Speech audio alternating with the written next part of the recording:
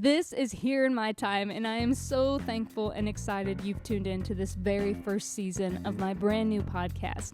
I'm your host, Lauren Hunt, and I am so honored to say that this first season of 16 episodes, hour-long weekly segments, is actually sponsored by one of my favorite stores in downtown Huntington, Indiana. Can you tell the excitement in my voice? That's right, you've guessed it, Turn the Page Books and Music Store. Rex is the owner of this fine establishment. This is the place to go if you are looking for your next read or to add to your vinyl collection. It is jam-packed full of used books, everything from fiction to nonfiction, and of course a huge variety of records from rock and roll to Taylor Swift. And let me tell you, Rex is the perfect owner because he is a music library. If you need help picking out your first record or maybe adding to your collection, this is the man for you. Whenever you walk in the door, music is playing constantly. You got perfect lighting. You've got the wooden floors. It's the perfect vibe to enjoy your day in. So make sure you stop in and visit, and also follow him on Facebook and Instagram. Thank you so much, Rex, for your support. It means the world to me. Now on to the episode. This is Here in My Time, the podcast dedicated to bridging the gap between generations. I'm your host, Lauren Hunt, a local personal journalist, photographer, documentarian, and a lover of people and their stories, located right here in Wabash, Indiana. Now, today I am on location, which is always really fun. This is the only second time I've been on location before, at the Elevated Collective with Ashley Miller. Hello. I'm so excited. We've already been talking like we've known each other forever, which is always fun. You're just very personable. It's been so fun. Thank you. This is my first podcast. Ooh, very nervous. Don't be nervous. You're going to be great. You're already a great talker, so it's going to be awesome. Oh, yeah. You know? So I heard about you through Kristen with A Simple Farm, and she just raved about this place, obviously. I mean, she's one of the biggest contributors, or the first contributor? Yeah, well, kind of both. She was one of the first people we partnered with back when we were first opening and putting feelers out there. And then she's grown. She started off with one shelf here. Or she might have even started with two when we first started. And she's at our second location down at Coffee Bean Counter. So she's been such an integral part at the beginning, helping us figure it out. Because she was a little farther on her small business journey than we were. Yeah. So that's so cool. She's such a sweet human. She is. Just the sweetest person. So if you haven't listened to that episode, you should go back and listen to, because I also had her son on the podcast. That's cute. Yes. They do stuff together. Yeah, they're fabulous. Anyway, well, I know everybody who mostly probably knows you as a business owner, but who are you beyond the business before we talk about the business? I am only the business. Like, that's all I am, is the Elevated Collective. Well, I mean, I'm a mom. I've got 3 kids and a husband, and we have our own little farm. So like chickens, horses, donkey, cats. And me and my husband have both always kind of wanted to be entrepreneurs. We've always had side businesses, whether that was just like doing little projects, or me. I've had probably 20 different side businesses. So we got married just over 3 years ago, and finally got our farm. And then within 6 months, we're getting this place. So it feels like such a big part of our lives now. But I mean, besides that, it's family. Yeah, yeah. So what was the initial start of when you decided you're going to start, even just like your side hustles? Because you're working full-time still. Correct, doing yeah. this with this. But like, what were the things you were doing beyond this store beforehand? Well, I mean, ever since I was like 15, I've always had a side thing, whether that was making projects. I might have done an MLM or 2 in my day, just because, I mean, I was always wanting something to be mine. And it probably wasn't till COVID where I really was able to be serious about it. So actually during COVID, I had an idea for a necklace. I call it the Decision Maker. It's this spinning necklace with a yes on one side and no on the other, because sometimes I hate making decisions. Oh my gosh. Like, it can be like little things, like where should we go out to eat?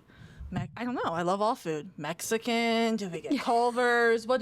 So I wanted a fun way, because I feel like the energy can drain if there's too many decisions. So I wanted to find a playful way to make decisions. Yeah. So I got this idea. I was on a plane when I had the idea, and I was like, I'm paying for the Wi-Fi. I've got to make this come to life. So in my corporate job, I've worked in sourcing. So I had international connections on sourcing. So in a matter of 3 months, I had the tool made to be able to have the spinning necklace. And to put the yes or no on it was really expensive. So I bought a laser engraver and I started. I love that. Yeah, I was like, this is, I don't know, it felt like the first idea where I was like, wait, this could really work. So I bought all the stuff to make it happen, and it just lit me up. There'd be times my husband would wake up at 2 a.m. and I'm out on my laptop. He's like, what are you doing? I was like, I got another idea.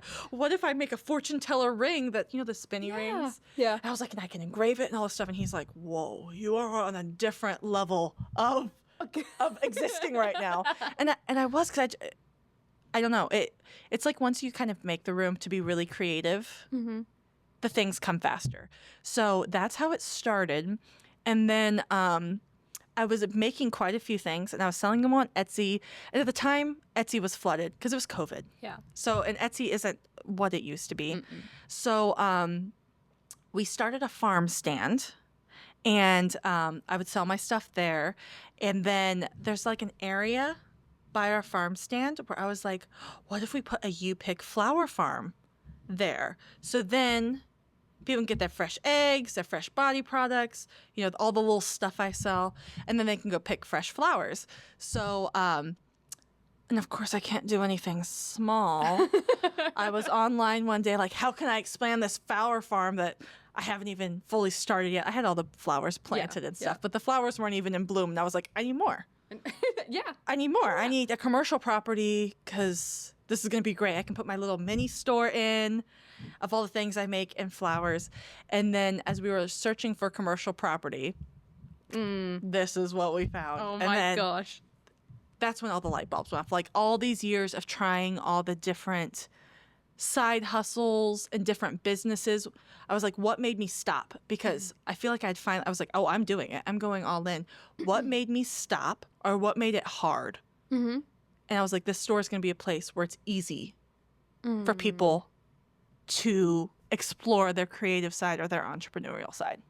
That's so cool. Yeah, it was, if you would have gone back 3 years and say, Ashley, one day you're going to own a storefront downtown Huntington, I would be like, Yeah. yeah, yeah. And now I'm like, that's all I am now. Like, this is everything. So, I mean, as a kid, were you said you've always dreamed of doing a lot of these things, but as a kid, what was the spark that got you into creativity? Was it come from your parents, from friends, from what was it? I mean, I think it's just I like pretty things. Oh, yeah. Yes. So I would see something pretty. Back then, I don't think we had Pinterest, but I'd see something really pretty and expensive and then be like, how can I make that on a budget? Right. Or if I saw a really beautiful art piece, how can I try to remake it myself? And then when I do those things and people liked it, I don't know, there's the validation of somebody else seeing something that you think is beautiful. It would fuel me. It'd be like, oh my gosh. So there was a time out of high school, I started my own candle business. And I did candles for a long time. And this was back before everybody was doing candles. Like before it was a very easy thing. Because back then you couldn't just like easily Google how to do something. It wasn't, I don't know. It was a little bit harder. So I used to do candles in vintage like glass, like old glass pieces. I would go to estate sales that were really cool glass pieces and fill them up and do huge candles and small candles. And that was different at the time. There really wasn't anybody doing that back then. So that was like my first business. And I loved it because I like pretty things. Yeah. I like things that smell good and look pretty. So I think part of it is just I love pretty things, and I love things that make people light up. So if I got to see that they lit up and thought it was as pretty as I did, and they're like, oh my gosh, that was great. Oh my gosh, it smelled so good. Like, I'd be through the roof. I'd be like, oh my gosh. That's successful. Yeah. It's perfect. I love that. And you get to see that like every day now. I mean, you get to see somebody come into your own store. Going through the process of opening the store and finding yourself like, okay, this is what I want to do. This is kind of where we're going to head. And you bought the building. You got this. Take me to the journey when it started. What was, I know you were looking for obviously a commercial building and then or property. Well, really, it wasn't even a commercial building. Yeah, we were just looking for a plot of land. Anything. And now you get this. It lands in your lap. And you're like, I got to take this. What was that decision? Like, this is it. Well, really, my husband came and looked at it, and like I only had a laser engraver and flowers. Like he was like, "What are we gonna do with the whole store?" And my whole being was lit up. I was like, "This is where I'm supposed to be. This is what I'm supposed to do." And I was like, "I don't know what it'll be yet, but this will be something." And he was like, "Down, I'm in." What do you want confidence. Yeah, he was like, "What do you want it to be?" And I'm like, I don't quite know yet, but I do know the other side of me, besides liking pretty things and liking to make pretty things, is I do like to be a leader. Like in my corporate world, I like being a coach. I like helping people get to where they want to be and giving them like not honest feedback, but if I can see something that they can't, like I like to help people because I've had those people in my life. So I do like that aspect. So I was like, hey, how can I help more people make their vision come true faster? Because with the Decision Maker necklace, I made that happen really fast. I work in international sourcing. Wow. It was easy for me to do, but I can see how it'd be hard for somebody else. Even just getting the taxes set up or figuring out how to sell at Painted Tree. So, you know, when you do have a idea to sell something, you're going to Etsy, you're going to go find a consignment shop. And for me, it was really hard. So I had one necklace, right? I went to a couple consignment shops in Fort Wayne. They're like, oh, yeah, I think this is great. Okay, that'll be $60 a month for 1 year and 70-30 cost split. And I'm like, wait, $60 a month? And they're like, yeah, you get a whole shelf. And I'm like, oh, but I have one thing. Yeah. So I was like, I tried to look at everything that almost made me stop or that almost made my dream not successful and tried to make all of those barriers non-existent here. Wow. So for all of our store partners, there's no long-term contract. If you're making money and you're happy, the space is yours. If life changes, because there's times in my small business journey, I stopped, had my son, had health problems, where if I would have been in a long-term 1-year contract at one of those other stores, I would just had to waste the money and space because most of the time these creative things tend to be side jobs. So I wanted there to be no contracts. If life changes, if you're not making money, if you find you don't like it, I want people to always have the freedom to express themselves fully. So there's no contracts here. And we do it instead of by a whole shelf, it's an individual shelf on the shelf. Oh, and it's $20 a month that way. So if you're a small creator and you have one item or 4 items, you don't have to fill up a whole space. I love that. So, and then I did 80-20. And then in my 20% that I keep for the store, I remit all the sales tax. So you don't have to have a seller's ID and you don't have to worry about, the only thing you have to worry tax-wise is if you make so much, you have to do your income tax. But otherwise, I remit all the sales tax for everything sold in the store and I pay all the credit card fees. Oh, wow. So I thought, because when I started at first, there was one shop that, of course, you had to do the whole space and you had to pay the sales tax. And that just, for one idea, for one necklace that I didn't even know if people would like as much as I did, I was like, oh, I gotta go file all these tax permits. Right. So I wanted it to be easy. You can experiment. If it didn't work, it's easy to figure out. Yeah. And I wanted a system where you could easily see all your live sales and know how you're doing on the spot. So our system, every vendor has a login. They can see all live sales, what they've sold. They can pull up all kinds of monthly charts to see what they're selling. So they really have some data also. Because there's a couple places I sold, they just wrote everything on a pen and paper. They'd be like, you go in and you flip to your piece of or like a little tag. You go flip through the binder and you'd be like, oh, I sold 0 things. And I drove all the way to Fort Wayne to restock a shelf. Oh, gosh. So I kind of took all those things and I was like, okay, everything that could have made somebody quit. How can I make it just a little bit easier so more people can discover themselves or discover and have the same high that I'm having now? Wow. Doing these things. I love how intentional you are. As a business owner, as a person, I can just tell by just like the little bit that we have met. And as far as in the store, it feels very intentional, not only aesthetically, but there's an intentional part of it. Because I was reading through some of your posts and kind of prepping myself for this because I was like, I'm very new to the store and I had never been in here before. And as soon as you walk in, you feel like, oh, wow, this is such a beautiful place to be. Like, you don't want to leave. Your eyes are taking in so many different things. So everything's very intentional, from the lighting to how you have it set up. And I love as a business owner that you're willing to be so intentional and transparent at the same time as that kind of person. And what do you think, what is the true cost of being a small business owner? Yeah, that's hard to say. Honestly, one of the things that exhausts me sometimes is figuring out some of the money stuff. So that's a husband task. But I will say it's a lot more than I thought. It is like, even, okay, take internet. We have an apartment above, and we were using the internet from the apartment, which is like, I want to say $70 a month. It was too slow for our credit card processor. So we called Metronet and we're like, hey, we need the next upgraded package. And they're like, wait, are you talking for the apartment? And we're like, oh, our credit card machine, you have to have so fast of internet. And they're like, oh, yeah, okay, yeah, we'll fix that for you. That'll be $200 a month. Oh, my goodness. It's the exact same internet. But they said, since we're commercial zoned down on the downstairs floor, if we're using our credit card processors for it, internet's $200 a month. And it's 100% the same. It's the same speed. It didn't go up at all. Like, that's a cost I wouldn't have thought. $200 a month for the exact same internet that's up there. And actually, it was funny when we told our realtor that, she was like, oh my gosh, I forgot to tell you, the owners of the store before you told us to warn you not to call Metronet.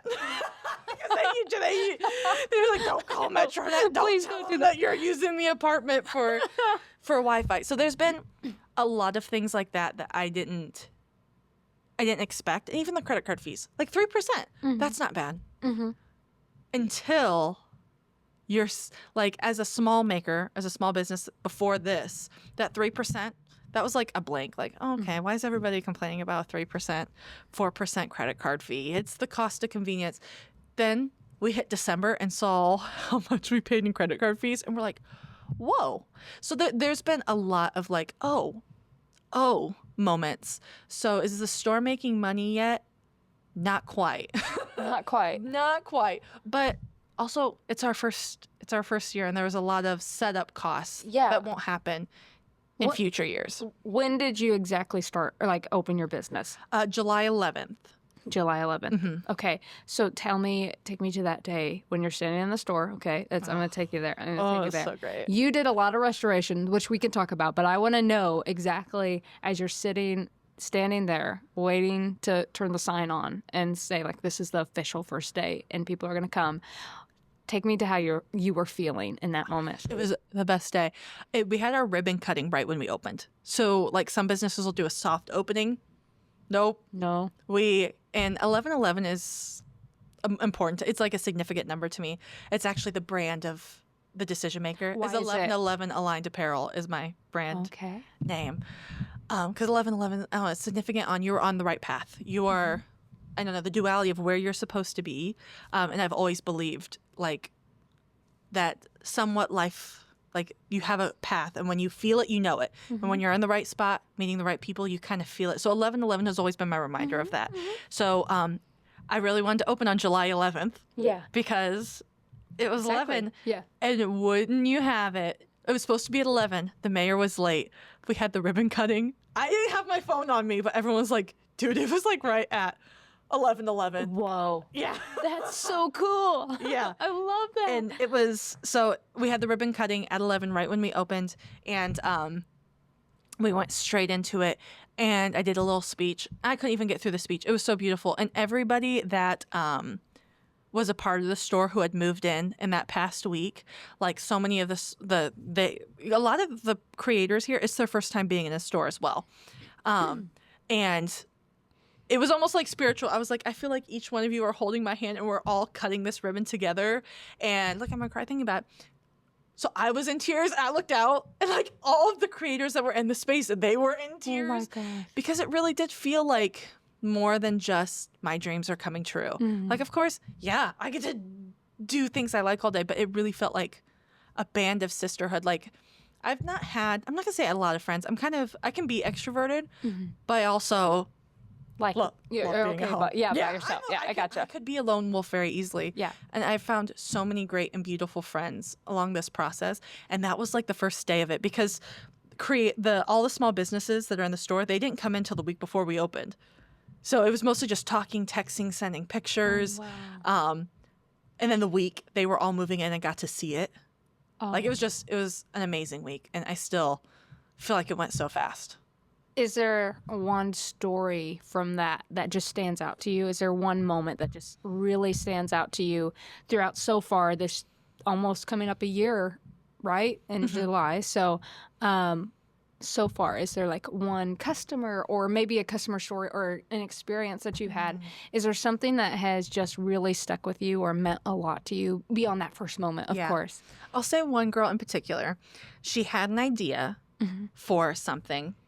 And it's a blind date with a book. And she is a kindred spirit like myself, where she's had a lot of side businesses trying to find what is it that's going to click, or what am I going to stick with for longer than we were talking about this earlier. Months. Yeah. And she fell in love with reading once she was an adult.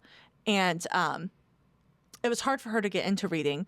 And so she started this blind date with a book. And online, you could go fill out a form. You can give some stuff about yourself. And she only had friends and family ordering from her. So she put in an application to be part of the store. I was like, oh, yeah, I think that's a great idea. And she was like, oh, okay. She made, I think, 6 books for the opening day, sold out. Oh, wow. Sold out.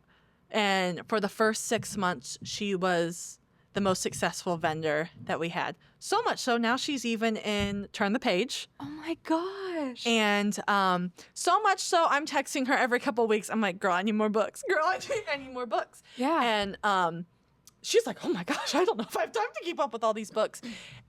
And 2 weeks ago, she's like, you know what? I think I'm going to quit my job, and I am going to do something maybe quit her job is a little too strong of a word. I know what you mean. I'm like, she's gonna quit her job and start her own business. But hopefully her employer isn't. yeah. Sorry for listening. But she had the whole. She's like, I think I'm supposed to be doing something else, and the more I make space, and the more I've leaned into this, the more that's been shown to me on. So she gave me this idea for a business that she wants to do, which I'm not going to say because Yeah. It would be an amazing business. And if she gets to open that, then I get to go to her ribbon cutting. Like, that will feel so amazing.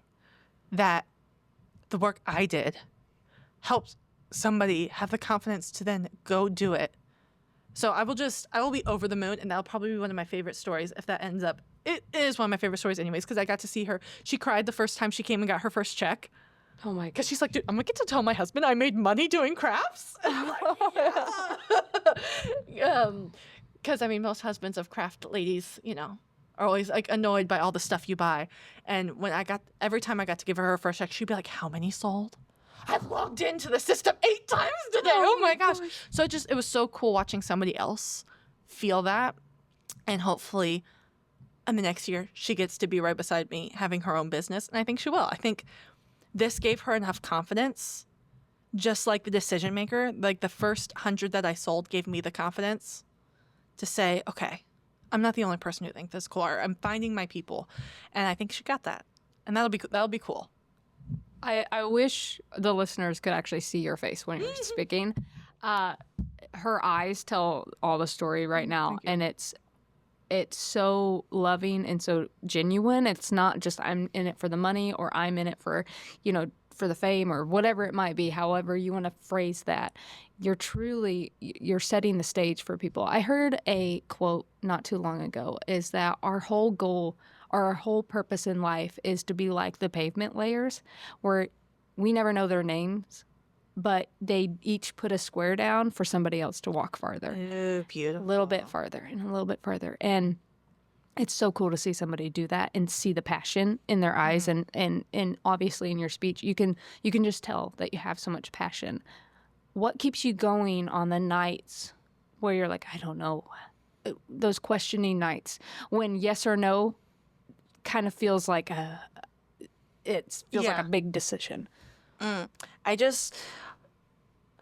really just take a breath and say, I like freedom. I always like feeling free. So that means if I have to pivot 30 times, I'm always okay with that. Like if in 3 months I'm like, oh, I hate this store.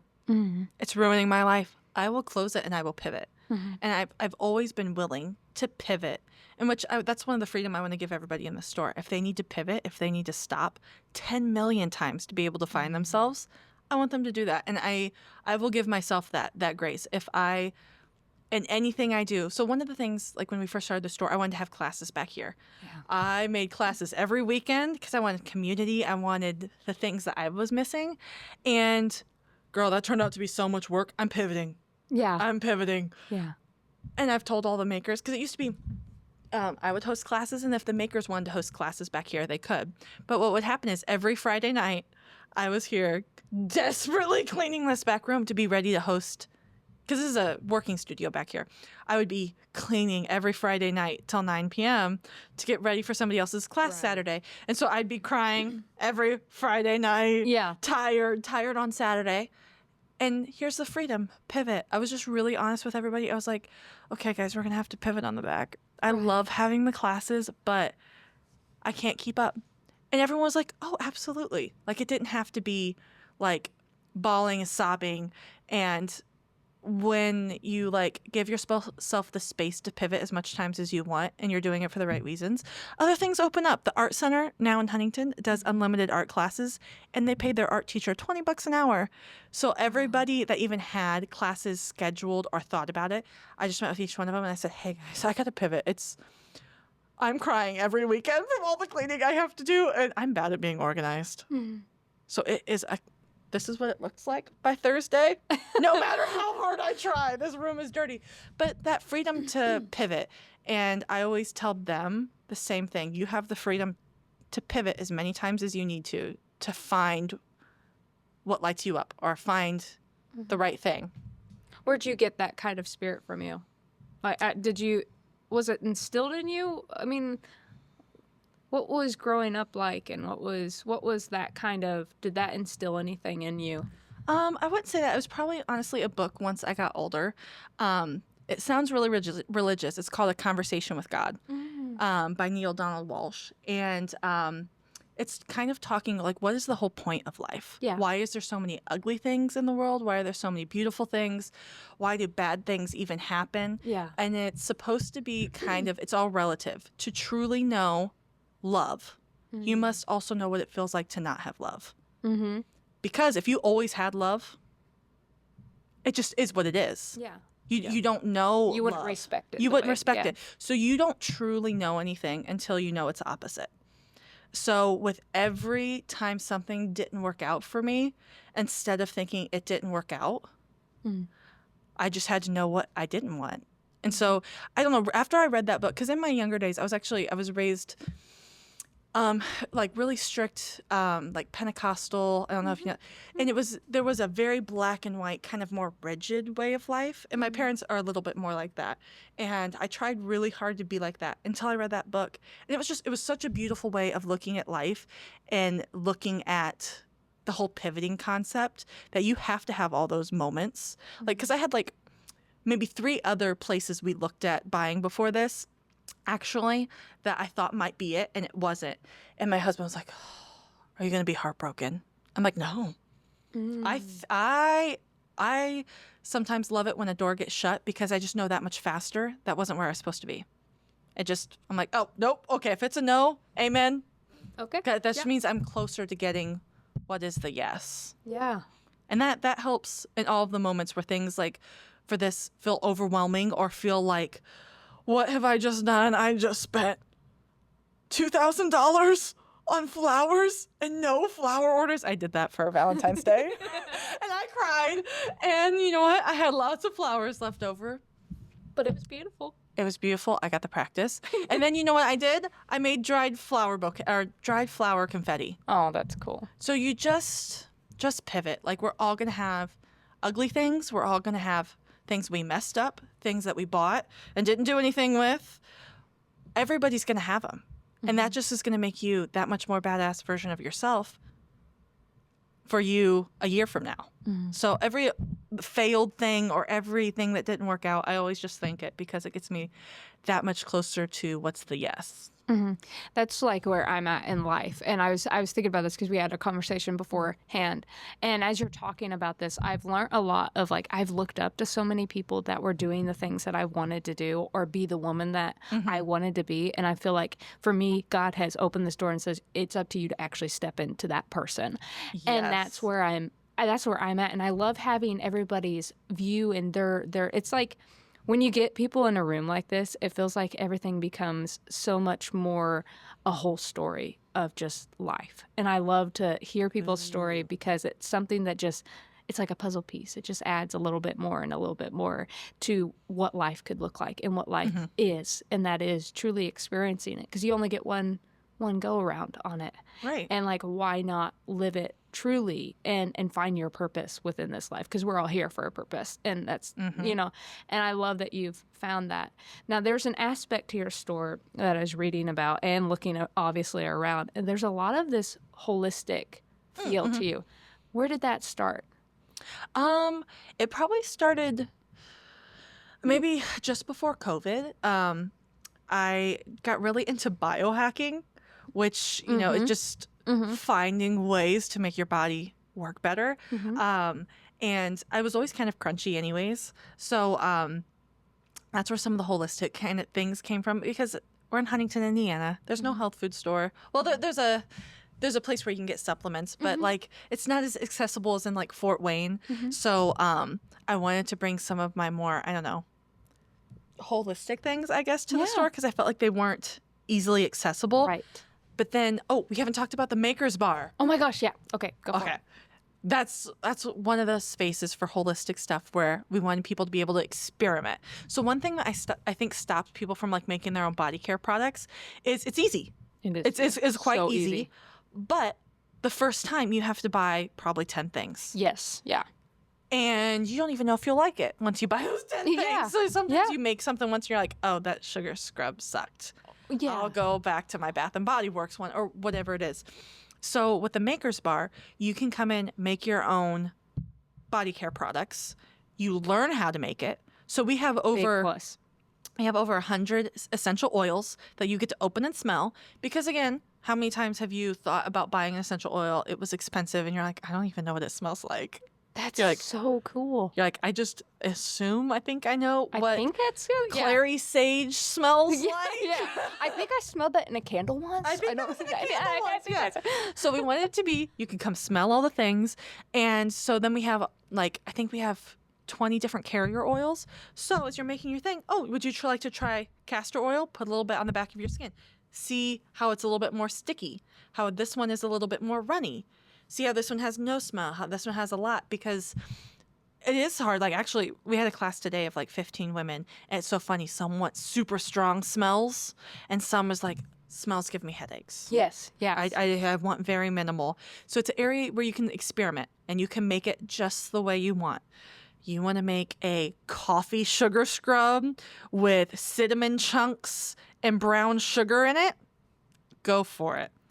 But your daughter beside you wants to make a whipped eucalyptus with lemon that's really, really strong. She can make that. So I think we have maybe 20 different things that you can make, and we have base recipes, but you get to pick everything from like if you want ground basil in it to if you want dried chamomile flowers.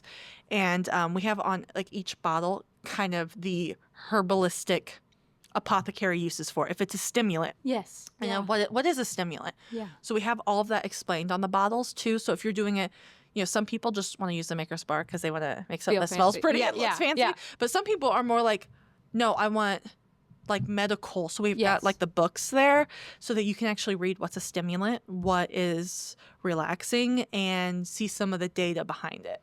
I love this because I'm a huge like herbalist. Like I love that. I like read all the books and I love all to that. be that. No way. Okay, so I'm trying not to like talk too much here because I'm so excited about this. I think it's so cool.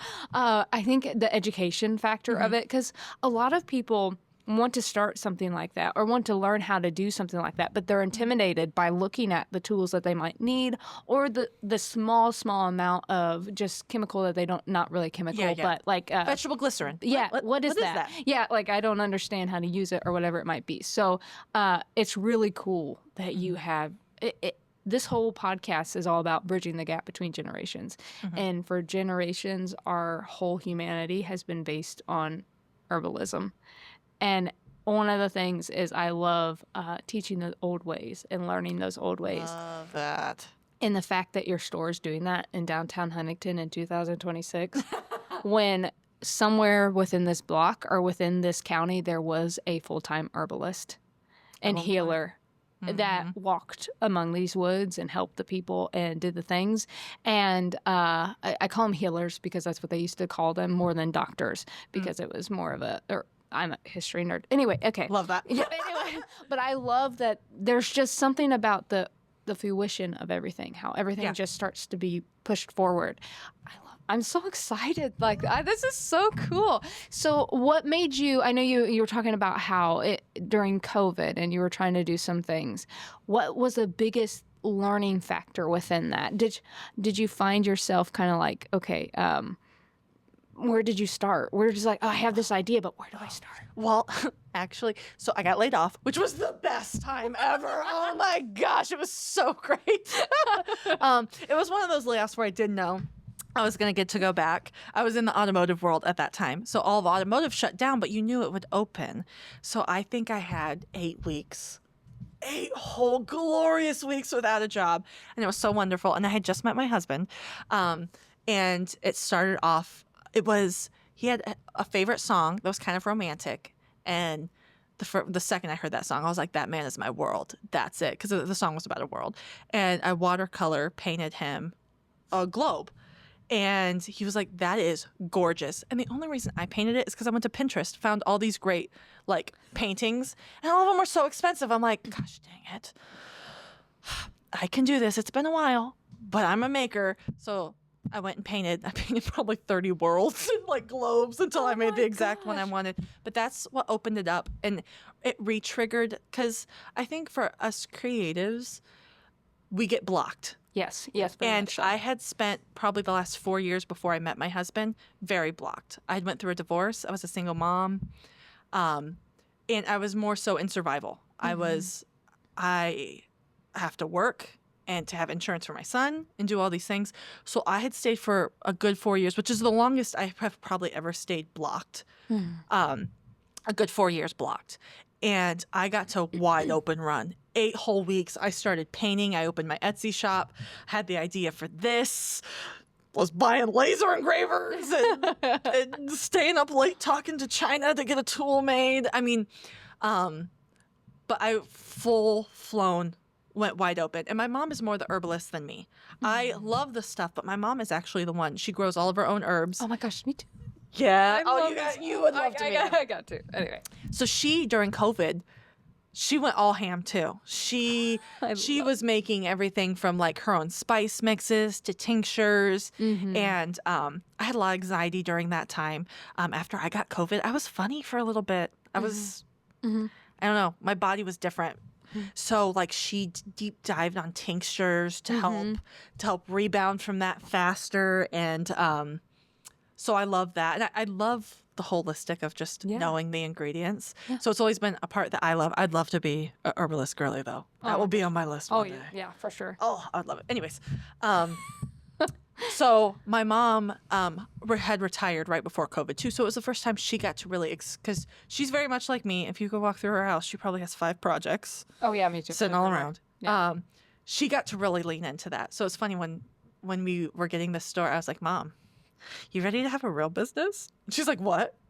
I'm like, you ready to like, I think I'm buying a store and you want to have like a real business, not a farm stand, not the farm stand on the side of the road. This is a real business. But I'm like, you know. Like a real. Yeah. Brick, mortar, we got to be there every day. And she's like, oh my gosh, absolutely.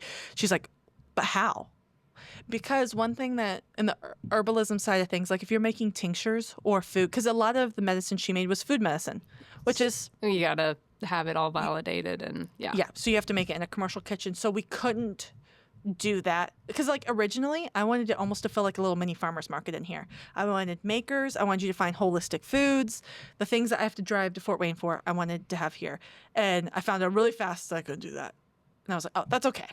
But how can we find some of the holistic things? Because we all start somewhere. Yeah. Sometimes it starts with an awesome sugar scrub that you're like, oh, that was easy. Yeah. And that cost me $4 to make. Okay, that's an easy sell. So that was our kind of in between. We couldn't go full in and do all the herbalism things, but we could at least start with that to open the door. And then, like actually, my mom and A Simple Farm, they do they have a little homesteaders group. Yeah. So you can find other ways kind of around the system, or at least you can connect and open up so more people can learn about that stuff. We just can't sell it the way that, we were hoping for sure. Yeah. But you see, there's enough room back here. We could put you can do all kinds of stuff. Because we really wanted a tea bar. We wanted a blend your own tea bar where you could pick kind of like what we have in the apothecary bar out there where it says what it is, what it targets, all of the things cool. where you could blend your own teas. You could still do that. You totally could still do that. Well, we could. It's just we need a commercial way to process it. Because if you're opening it up, even if so we didn't grow if we didn't grow the tea ourselves, even though my mom grows her own teas, but if we bought it, if we open it up and repackage it, we have to have. Oh man, there's so many little things. There's so many little things. Yeah. So, because that was our hope, we wanted all of that, and it doesn't mean it'll happen one day. Yeah, we can pivot a million times. It starts off as this, and then if our community likes it and wants more, we have enough room. We could put a commercial kitchen back here, put in a tea bar, and have tinctures, and be able to do some of those things we want to do, or find a partner who has a commercial kitchen. Yeah, it makes those things, and then we can just sell them here. Just they won't be made by my mom. It's a lot of partnerships. It is a lot of growing a community and really getting your name out there and communication, and just also not only as a business owner, it feels like you're taking a lot. Like you're like, can you help this or can you do this? And then also, but you're doing the opposite. It feels like it's I'm gonna take this for you and give it back tenfold. And that's kind of like really cool the way that you're doing that. It's really fun to just the conversations that we've already had right now is so cool to see your personality come out even more. I have to ask though, with everything that seems to be happening in the world, is there a stress factor on small business? Because, we just had one of the local businesses downtown Wabash actually posted about, here's what I'm doing to help combat some of the things that, whether it's just needing more foot traffic, whether it's needing more whatever. Have you felt that in your business, or have you felt that because you're so new that it's just a natural, like, okay, it's going to take some time? Yeah. How are you feeling as a small business owner right now? I am still riding the high. Yeah. So it's a little bit hard. Now there are days we have 3 people in the store. I think the lowest sale day we've had was $3.50. We sold 1 tea bag. But again, I try not to get bogged down with that. Bogged down, because I feel like if you're doing the right thing, it'll work out. And so there are times where if I let myself get in my head, I'm like, oh, will I ever be able to grow this enough to where I can quit my job? Because working the 2 jobs, it's draining, and I hope that I don't have to do that long term. But also, I'm okay with how it's supposed to happen. Well, if that's a year, 2 years, but no, I'm not too worried. I think it'll all work out like it's supposed to. So if it takes a long time, and if it doesn't happen, it also doesn't happen. This will be something I tell my grandkids one day. I had this store once. Yeah.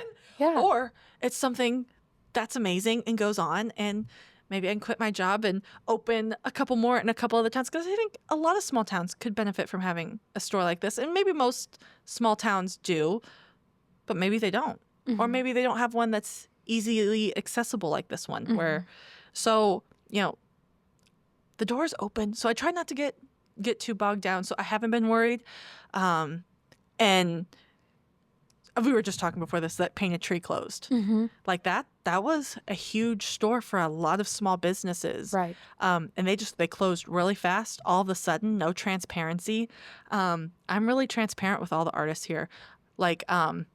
we opened a second location because I was turning so many artists away that made really cool things. I just didn't have the room. So we opened up a little satellite location, and I was so excited for the grand opening because the grand opening here was awesome. We had 3 people for the grand opening. I was like, oh. Yeah. I sent a message to all of them. They were freaking out because the first 2 weeks were extremely slow. And I'm like, hey, guys, I know we just keep pivoting till we try. And if it doesn't work out, it doesn't work out. So I had like 4 different people come up with ideas. And even the coffee bean counter had some ideas. And it's been on an upward trend ever since. So you just keep pivoting. Keep pivoting. And until you don't want to pivot. And then when you don't want to pivot, that's fine too. And then just not accept defeat. But because I don't look at it as defeat. I just look at it as, okay, that wasn't it. I'll turn this way and see if this way's it. Because at some point, you will end up where you're supposed to be. It's just a matter of how fast you get there. And I think if you stay flexible, you'll get there faster. So the state of the world, like, I don't know, there's a couple of the small business owners I'll be really stressed out about how things are. And I'm just like, yeah, and individually, everybody's levels are different. And I had to ask because I'm like, okay, well, how will she go about this? Because it is a tricky. Anytime you pick up try to even open a business, it's tricky and it's a risk. No matter how small you start or how big you start, because everybody's life circumstances are so different. yeah. And I mean, you're a mother and you've got a lot going on. So how do you even begin to balance your life? Honestly, I'll just say blessed for the circumstances. My job is extremely flexible. I work for a German company, so half the day, my busy day is in the mornings because that's when Germany is in the office, and things don't pick up here till lunch. So I got really blessed as far as the situation goes with my job, and that my husband is so supportive. So if those factors weren't, I don't know, make it so easy, like it would be a lot harder. But that's where I feel like I did try. I tried to have businesses a million times and it didn't flow right. It wasn't successful. I'd work really hard and not get a lot of gratification. Maybe that wasn't my path. Maybe it was all preparing me for this because this has been easier. Not saying I haven't cried and had breakdowns in the back. Right. I have, but they didn't last long. Yeah. It was a hard day or hard couple days. And that's where I think the difference is. If it's draining you for months, that is an obvious sign you're not where you're supposed to be. The moments, if it happened in my luteal phase, we're not going to count it. If I cried the week before my period and said this store was horrible and I hate it, it doesn't count. Next week, I'll be ovulating and I'll love it. And I'll have 8 classes on the website by noon. I love this so much. Yeah. But I mean, that's the ups and downs. And consistently, though, I try to check in long term. Am I happy? And the little daily bumps, you can't sweat them. Like, I'll just have a joke. I'll be fine next week. And I am.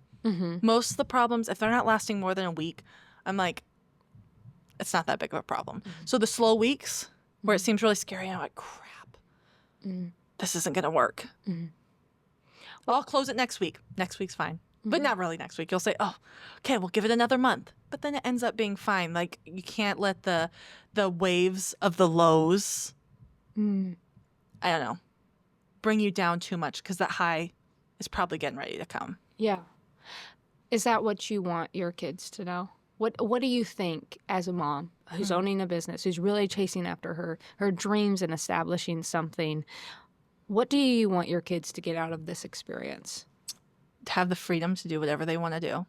Because discovering yourself, which isn't it weird that you have to find yourself and discover yourself? Like, aren't you just you? But isn't that cool? But isn't that cool? Like, discovering, like, I love an adventure and so I hope for my son that he always has the bravery to change past 18 million times if that's what it takes till he finds what lights him up. And if that lights you up for a little bit, then doesn't. Awesome. Change it that much faster because, like, everything that I have changed and that has been a failure in the past prepared me for this. And it's like, oh, crap. I was so heartbroken in my 20s when this didn't work out. Or, or dating, when that guy didn't work out, when I got divorced. I'm like, oh, no, I wouldn't have been the person I am today with this family, with this kids, with this stuff if I didn't have all of those hiccups. Yeah. So I hope he just always has, or my kids always just have that that bravery of when the things suck or when they're hard to just like, well, okay, take a right at the next turn. Let's, turn back around because life needs to be playful. Life needs to be fun. Life needs to be an adventure. There was a small business down in Wabash, and it was called the Sweet Shop. And within that sweet shop, it was like historically known to be the spot that people just hung out. The kids hung out. They did all the things. And I recently got to do a like an interpretation of that and act in some sort of the way, because our museum does like a night at the museum kind of thing, and characters come to life. Cool. It's really fun.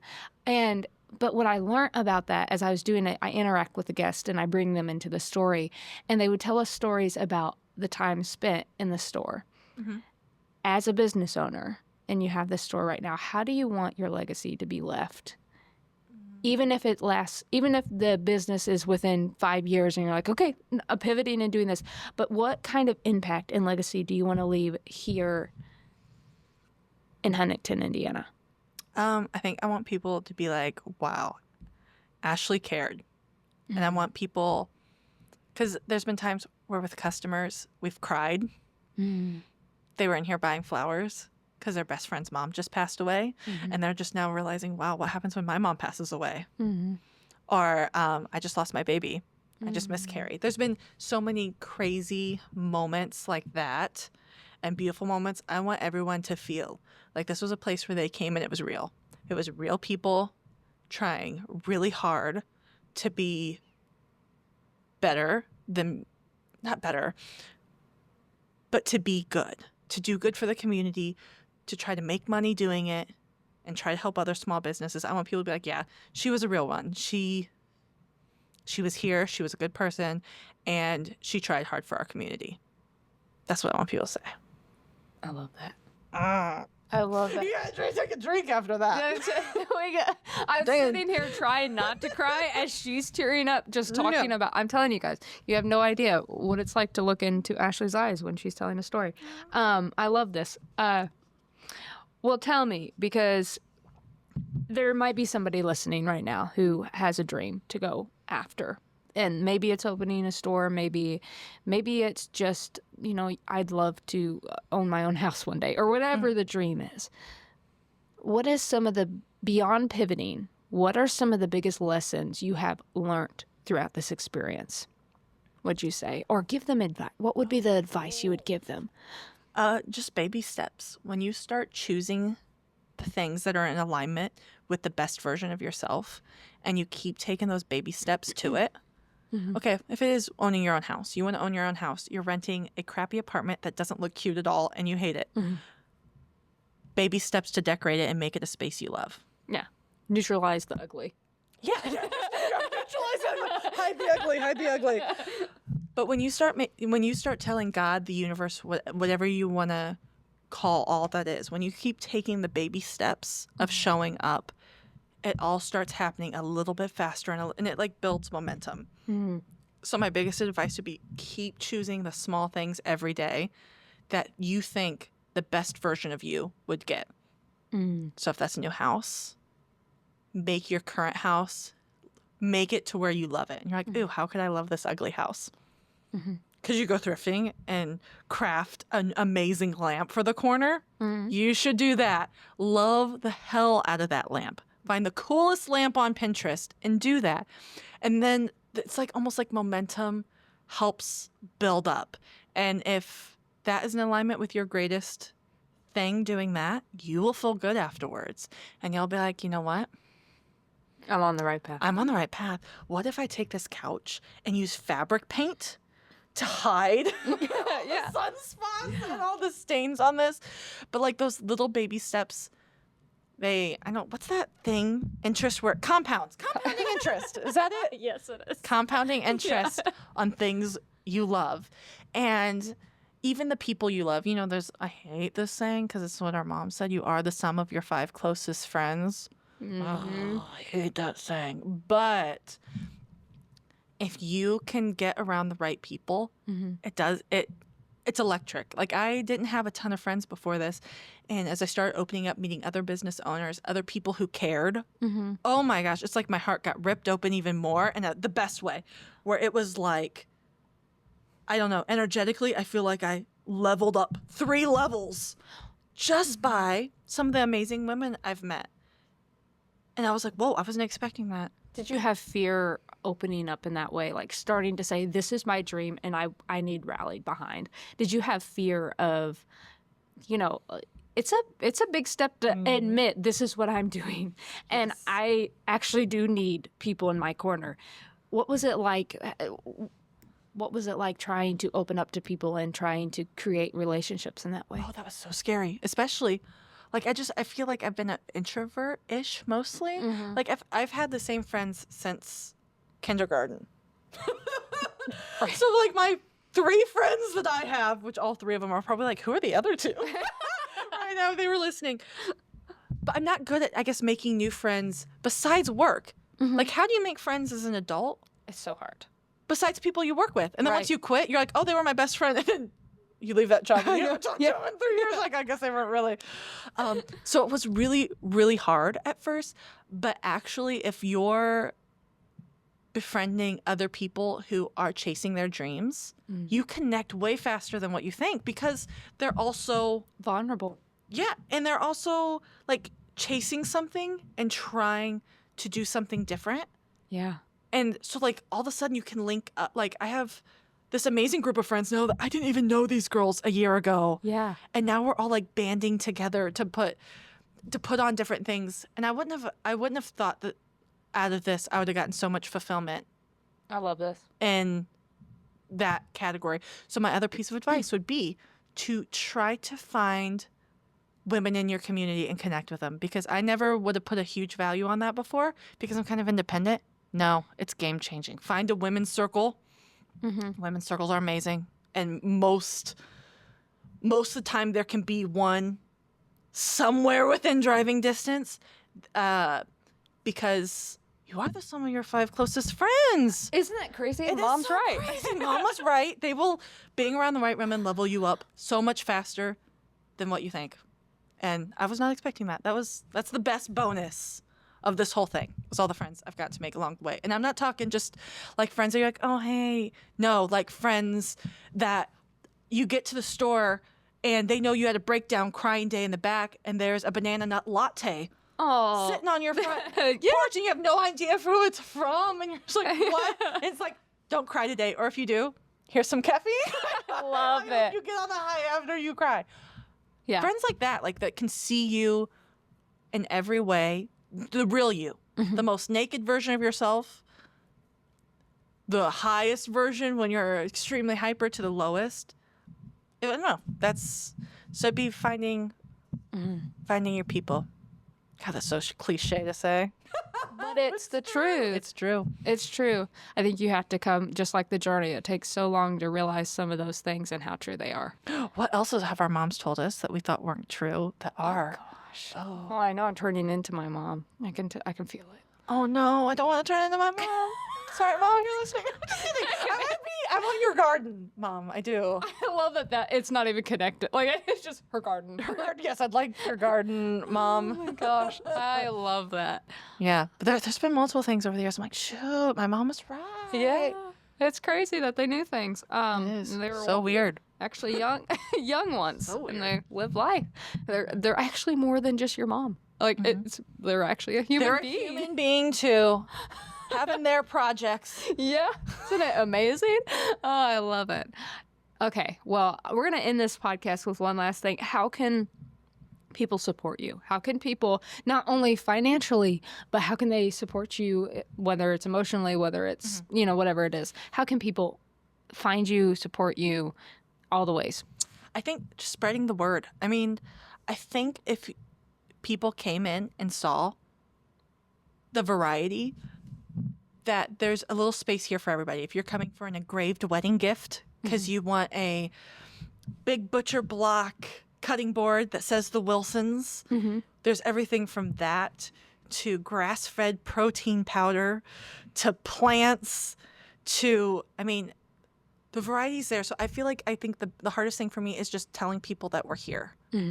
And there's a lot to choose from.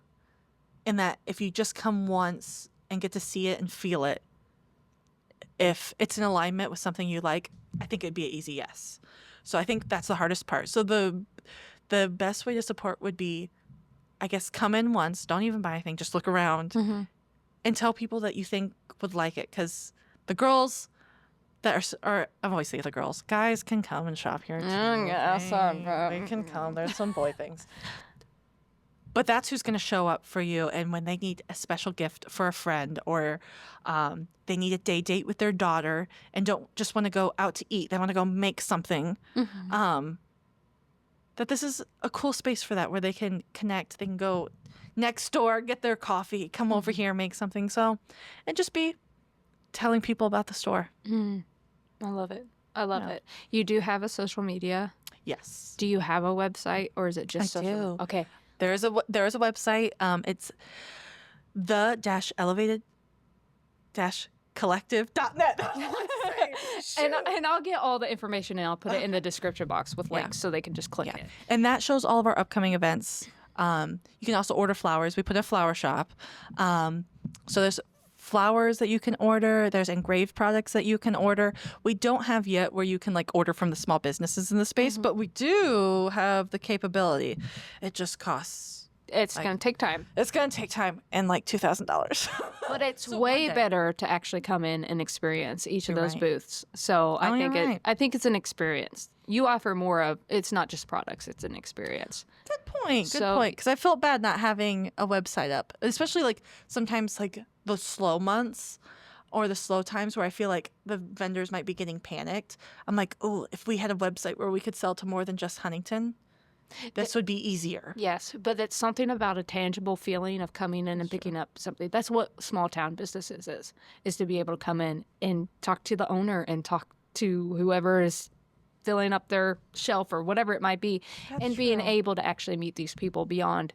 There's enough social media. Now, there's nothing wrong with having social media or doing that sort of thing. You need it as a business, but also there's something more tangible when you're walking in the doors. And I think it hits you as soon as you walk through the doors.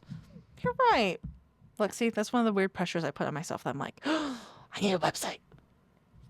So, yeah. Well, people either can experience you through a screen or in person. And I'd rather in person. I think you miss out a lot if you don't meet you in person. There's a lot. That is true. There's a lot of specialness for you. Okay, well, thank you so much. I'm going to put all the information I possibly can in the description. It has been so good to actually meet you and talk to you.